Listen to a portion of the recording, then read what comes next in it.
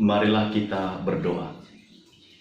Kasih karunia dan damai sejahtera bagimu dari Allah Bapa kita dan Kristus Yesus menyertai kami. Amin. Bapak, Ibu, dan Saudara yang terkasih dalam Kristus Yesus, firman Tuhan bagi kita pada ibadah pertanyaan keluarga malam hari ini tertulis dalam kitab Amsal pasal 6 ayat 6 sampai 11. Demikian. Hai pemalas, pergilah kepada semut, perhatikanlah lakunya dan jadilah bijak. Biarpun tidak ada pemimpinnya, pengaturnya atau penguasanya, ia menyediakan rotinya di musim panas dan mengumpulkan makanannya pada waktu panen. Hai pemalas, berapa lama lagi engkau berbaring? Bilakah engkau akan bangun dari tidurmu? Tidur sebentar lagi, mengantuk sebentar lagi, melipat tangan sebentar lagi untuk tinggal berbaring. Maka datanglah kemiskinan kepadamu seperti seorang penyerbu dan kekurangan seperti orang yang bersenjata. Demikian firman Tuhan.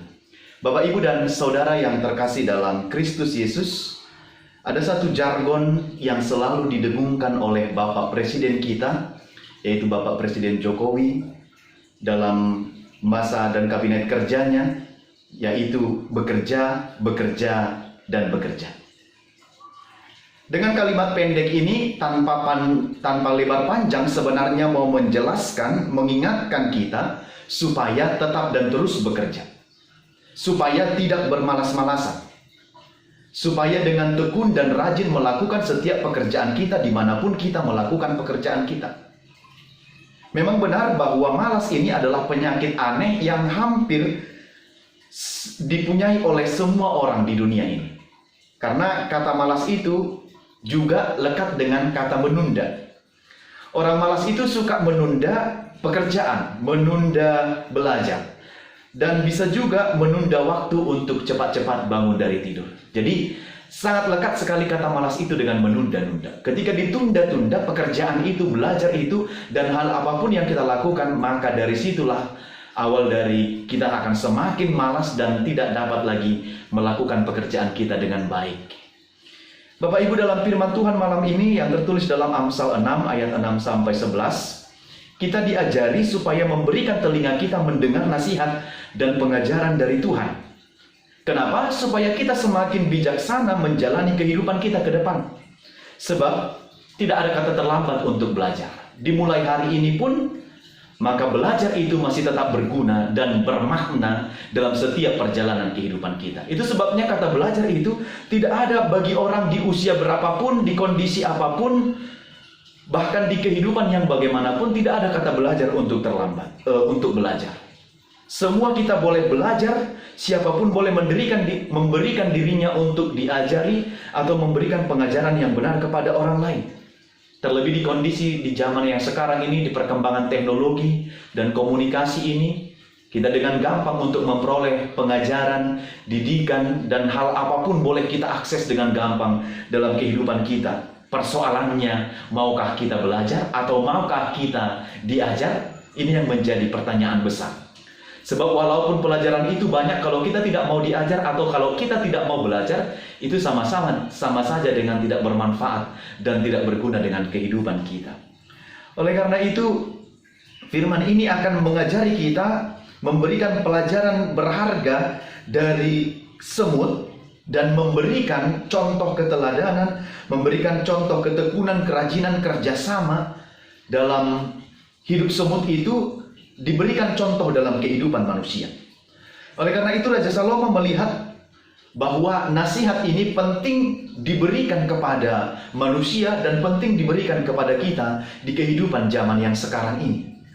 Apakah pelajaran yang dapat kita petik dari nasihat Raja Salomo melalui Amsal 6 ayat 6 sampai 11 hari ini? Yang pertama adalah jauhilah kemalasan. Unang sigur baul. Jangan menjadi orang yang malas. Disebutkan di sini pada ayat 6 supaya pemalas itu berguru kepada semut. Lihatlah lakunya dan jadilah bijak. Nah, beberapa hal yang perlu kita pahami dalam firman ini adalah supaya kita tidak bermalas-malasan dan mengira suatu dia. supaya kita tidak merlangge-langge atau menjadi si gurba ulu yang tidak mempergunakan waktu kita dengan baik. Tapi pergunakanlah waktu dengan baik, sebab waktu adalah anugerah. Time is grace. Maka kita harus tetap menggunakan waktu kita dengan baik, sebagaimana seefisien mungkin untuk kebaikan kita dan untuk kehidupan yang lebih baik ke depan. Maka pergunakan waktu dengan baik. Pada ayat 10 juga disebutkan bahwa orang malas itu sebentar tidur sebentar lagi, mengantuk sebentar lagi, melipat tangan sebentar lagi untuk tinggal berbaring. Dia dalam bahasa Batak, ordinari modum hotok, ordinari mengisi putangan, laus pihak modum renge. Begitulah pekerjaannya. Suka menunda-nunda apa yang mau dia lakukan. Dan orang malas itu tidak memiliki keinginan untuk bekerja. Baik bekerja untuk dirinya, apalagi bekerja untuk orang lain sesamanya. Dan bahkan untuk bekerja untuk Tuhan. Seperti topik dalam pertanyaan malam hari ini, bekerja untuk Tuhan. Untuk dirinya sendiri pun dia sudah malas, apalagi untuk sesamanya dan apalagi untuk Tuhan. Nah, oleh karena itu, orang malas ini, apa akibat dari kemalasan? Akibat dari kemalasan adalah terjadinya kemiskinan dan kekurangan dalam kehidupannya sendiri.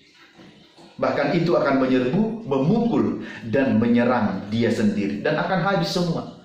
Orang malas itu akan menjual apa yang ada padanya, lalu membeli sesuatu untuk perutnya. Dan itu akan dilakukannya terus sampai harta yang dia miliki itu akan habis. Maka hidupnya juga akan takut, gelisah, dan tidak percaya diri. Maka akibat dari malas ini, miskin, kekurangan, dihantui oleh ketakutan, dan bahkan untuk memenuhi kehidupannya sehari-hari pun dia tidak akan mampu. Maka kemungkinan orang malas itu akan dililit oleh utang. Maka orang malas itu hidupnya tidak berkualitas. Maka dari itu, jauhilah kemalasan. Jauhilah hidup si gurba ulu. Tidak mau bekerja. Pengen makan yang enak, pengen hal yang baik, tetapi tidak mau berusaha dan tidak mau bekerja. Inilah tipe orang yang malas. Pada ayat 6 disebutkan supaya pemalas itu belajar dari semut. Ya, belajar dari semut, hewan yang terbilang sangat kecil, yang memang kita lupa bahwa dari hewan sekecil itu pun ternyata kita mempunyai atau kita boleh belajar banyak hal dari hewan sekecil apapun. Dan pelajaran berharga dalam hidup kita ini kita dapat lihat dari semut ini. Mengapa tidak disuruh berguru kepada orang bijak? Mengapa tidak disuruh berguru kepada orang yang pintar? Mengapa tidak disuruh kepada orang yang berpengalaman, yang memiliki wawasan yang banyak, yang luas, dan orang yang berilmu? Orang yang berhikmat sebenarnya tidak akan pernah berhenti untuk belajar dari hal apapun dan dari siapapun, selama itu memberikan didikan dan pengajaran dalam hidupnya. Lalu kenapa disuruh belajar kepada semut? Ada apa dengan semut? Ya, apakah hal yang diperhatikan oleh Salomo, Raja Salomo itu dari semut? Yang pertama adalah semut itu bekerja dengan rajin, aktif, walaupun tanpa pemimpin. Artinya semut tanpa harus diperintah pun tetap harus bekerja dan mencari serta mengambil makanannya. Waktu musim panas dia mencari makanan yang banyak dan menyimpan dalam sarang, sehingga ketika musim hujan tiba, semut tidak lagi keluar dari sarangnya, dia memakan makanan yang telah tersedia itu. Nah, dengan orang malas, untuk mencari atau untuk memasukkan ke dalam perutnya pun dia malas. Orang malas itu tidak akan pernah sukses dalam pekerjaannya. Justru kemalasannya memberikan kesusahan dalam hidupnya. Tapi sebaliknya, orang yang rajin, orang yang mau bekerja, orang yang tekun mempergunakan waktunya adalah akan mendapatkan banyak berkat dalam kehidupannya. Karena itu, Bapak Ibu, saya mau katakan, malulah jika kita kalah rajin dari semut yang kecil itu. Padahal Tuhan menganugerahkan, Tuhan memberikan akal dan pikiran bagi kita, memberikan hati bagi kita, dan memberikan tubuh yang sehat bagi kita. Tetapi kita tidak mau bekerja, kita malas bekerja. Malulah kepada semut yang kecil itu. Seperti lirik lagu, malu aku malu pada semut merah yang berbaris di dinding. Saya kan mau tanya, sedang apa di sini? Jadi malulah kepada semut yang ternyata rajin dan tekun melakukan pekerjaan, sementara manusia yang punya akal dan pikiran itu tidak mau bekerja dan hanya hidup bermalas-malasan. Maka bekerja itu berangkat dari hati nurani kita sendiri, dan setiap manusia bertanggung jawab atas dirinya. Jangan bermalas-malasan, tetapi rajinlah untuk bekerja. Yang kedua, Semut itu tidak kalah menghadapi tantangan. Lihatlah, ketika jalan yang ditempuh oleh semut itu sedang terhalang, maka dia tidak berhenti di situ, dia tidak stop di situ. Dia tidak berhenti untuk tidak berbuat. Tapi semut itu akan mencari jalan mana yang akan bisa dia tempuh, bahkan dialihkan kepada jalan yang lain. Yang penting dia sampai kepada tujuannya. Hal ini mengingatkan kepada manusia, ketika jalan yang satu sulit ditempuh, masih ada jalan lain yang terbuka bagi kita. Memang saya mau katakan, hidup kita ini tidak gampang. Hidup kita ini sulit, diperhadapkan dengan banyak persoalan. Sekadang kita sampai putus asa menghadapi pergumulan dan persoalan dalam hidup kita. Tapi ingat, ada ungkapan yang mengatakan, di mana ada kemauan, di situ ada jalan. Maka Allah akan membuka jalan bagi orang yang tidak pernah menyerah, walau dalam kondisi sangat sulit sekalipun. Ingat, dalam kondisi sangat sulit sekalipun, terbuka jalan bagi orang-orang yang tidak gampang putus asa dan tidak gampang menyerah. Yang ketiga, bertegur sapa dengan baik. Perhatikanlah semua. Setiap berjumpa dia pasti bertegur sapa dengan yang satu dengan yang lain. Dalam istilah sekarang kita sebut dengan istilah cipika dan cium pipi kanan dan cium pipi kiri. Itu artinya apa? Mereka punya hubungan yang dekat dengan sesama. Perhatikan manusia. Kadang kalau kita sudah memiliki rasa benci dan dendam kepada orang lain ketika dia lewat, sesamanya lewat, apalagi yang lewat itu kita benci, kita mengalihkan pandangan kita, atau paula sodiida, atau bahkan menatap tu langit, melihat ke atas begitu, atau memaus dan tidak memperhatikan. Lihatlah, kita harus belajar dari semut yang kecil ini. Bagaimanapun kondisinya, mereka tetap bertegur sapa, mereka tetap mengasihi. Yang kedua dari hal yang saya sebutkan ini, mampu mengantisipasi yang akan terjadi. Bapak Ibu, semut itu tahu betul sebentar lagi akan terjadi musim hujan. Maka semut itu mencari makan untuk dibawa ke dalam sarangnya. Lalu ketika musim hujan, semut itu tidak akan keluar lagi. Ini adalah bentuk dari antisipasi, supaya tidak mati dan terbawa arus oleh karena hujan itu pun, atau karena aliran air itu pun, semut itu mampu mengantisipasi dirinya. Di samping itu, ada sering istilah yang kita dengar, ada gula, ada semut. Itu menunjukkan bahwa semut itu memiliki antisipasi dalam hidupnya. Dia bisa antisipasi hal apa yang akan terjadi dalam perjalanan kehidupannya. Bahkan kita tahu bahwa di satu tempat, di sana ada gula, maka semut sudah ada di situ. Jadi dia boleh antisipasi apa yang akan terjadi dalam kehidupannya. Nah, dengan orang malas, jangankan untuk antisipasi, untuk makan hari ini pun dia malas untuk mencarinya. Untuk antisipasi ke depan, di masa yang akan datang kehidupan ekonomi sedikit, penghasilan akan sedikit berkurang, lalu diantisipasi sekarang, orang malas tidak akan pernah mampu berpikir demikian. Maka untuk mencari, kalau bisa pun, tetap makan walau tidak bekerja, tetap makan walau tidak berusaha atau tidak mengeluarkan keringat. Itu tipe orang malas. Yang ketiga dan yang terakhir, Bapak Ibu, bangun dan bekerja sama dengan baik. Bapak Ibu, ini yang perlu dalam kehidupan kita. Bangunlah dari tidurmu cepat, jangan sampai rezekimu dipatok oleh ayam, dan bekerja samalah dengan baik. Ini hal yang boleh juga kita tiru dari semut. Semut mempunyai kerjasama yang kuat. Semut mengangkat beban mengangkat daun seberat 50 kali dari berat badannya dia mampu. Jadi semut itu mampu bekerja sama dengan baik dalam hal mengangkat makanan dan memasukkannya ke dalam sarang. Itu artinya semut itu bukanlah tipe hewan yang egois. Berbeda, perhatikanlah, ketika dia dapat makanan, dia tidak makan sendiri. Tapi dia berbagi-bagi, dia memberikan kepada teman-temannya supaya mereka bersama-sama makan. Perhatikan manusia. Ada sebagian orang kalau dapat banyak rezeki, kalau dapat banyak berkat, maka dia menikmatinya sendiri-sendiri. Diam-diam, membiarkan orang lain sekitarnya tidak makan pun tidak peduli, yang penting dia makan.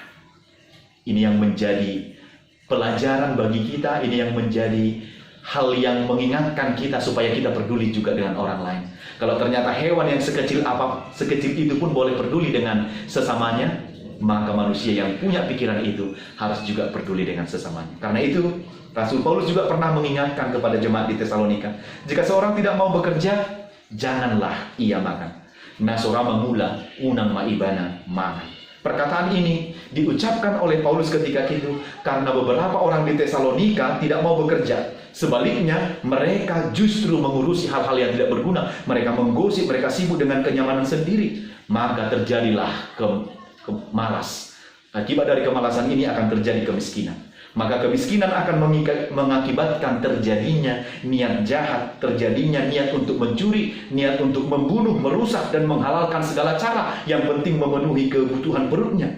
Maka sekarang ubahlah kebiasaan malas dan jadilah rajin. Mumpung Tuhan masih memberikan waktu bagi kita untuk melakukan dan untuk bekerja. Maka Bapak Ibu, yang terakhir, firman ini mengajak kita untuk bekerja bagi Tuhan. Bagaimanapun supaya kita bisa melakukannya, ingatlah satu lirik lagu, kerja bagi Tuhan selalu manis. Bekerja bagi Tuhan selalu manis rasanya, selalu indah rasanya. Walaupun pergumulannya banyak, tetapi ingatlah, tapi manis rasanya. Pekerjaan yang paling luar biasa adalah ketika kita mampu melakukan pekerjaan yang terbaik dan mampu melayani Tuhan dengan segenap hati kita. Itu pekerjaan yang terbaik dalam kehidupan kita. Maka hindarkan bentuk-bentuk kemalasan, bekerja dan bekerjalah terus. Belajar dari semut, rajin bekerja, disiplin, baik menggunakan waktu. Prinsip bagi kehidupan kita di zaman ini adalah pergunakan waktu dengan baik, bekerjalah dengan disiplin, maka takut juga akan Tuhan. Kemalasan hanya merugikan diri sendiri dan menjadi beban bagi orang lain. Jadi gambaran keberadaan kita sebagai pengikut Kristus adalah rajinlah bekerja. Rajin bekerja untuk siapa? Untuk diriku sendiri, untuk sesama, dan bekerja untuk Tuhan. Dengan demikian, maka Tuhan senantiasa menyertai, memberkati orang-orang yang selalu bekerja untuk kebaikan hidupnya, sesamanya, dan bekerja untuk Tuhan. Amin. Kita berdoa. Bapa di sorga, kami bersyukur dan berterima kasih pada malam hari ini menerima firman-Mu yang mengingatkan kami supaya kami rajin bekerja untuk diri kami sendiri, untuk sesama, dan terlebih bekerja untuk Tuhan. Tolonglah kami supaya kami meninggalkan sikap malas dari hidup kami, tetapi senantiasa rajin berbuat dan bekerja untuk hal-hal yang baik yang mendatangkan sukacita, mendatangkan berkat, dan mendatangkan kebaikan bagi kami dan sesama kami. Terlebih bekerja untuk Tuhan. Tolonglah kami Tuhan dalam kondisi yang sulit yang kami hadapi sekarang, agar kami tetap mampu bekerja dimanapun kami bekerja, dari rumah, bahkan ketika kami bekerja di tempat kami bekerja pada saat ini. Kami mohon bimbingan, tuntunan, dan penyertaan dari Tuhan menyertai dan memberkati kehidupan kami. Kami juga berdoa untuk semua jemaat Tuhan, berkatilah mereka, lindungi, sertai saat melakukan setiap aktivitas dan pekerjaan mereka. Saat beribadah di rumah pada malam hari ini dalam ibadah pertanggangan keluarga, berkati semua jemaat-Mu agar mereka tetap memberikan dirinya dan waktunya untuk senantiasa beribadah kepada Tuhan saja. Berkatilah semua jemaat-Mu dari anak-anak kecil sampai dewasa dan bahkan sampai pada usia yang sudah tua juga. Kiranya Engkau tetap menyertai dan memberkati mereka. Bapa di sorga, berkati juga bangsa dan negara kami. Pergumulan kami karena pandemi ini, kami yakin dan percaya Tuhan akan memberikan yang terbaik bagi kami, tepat pada waktu yang sudah Tuhan tentukan bagi kami. Terpuji nama-Mu, ampunkan dosa kami dalam Yesus kami berdoa dan bersyukur. Amin.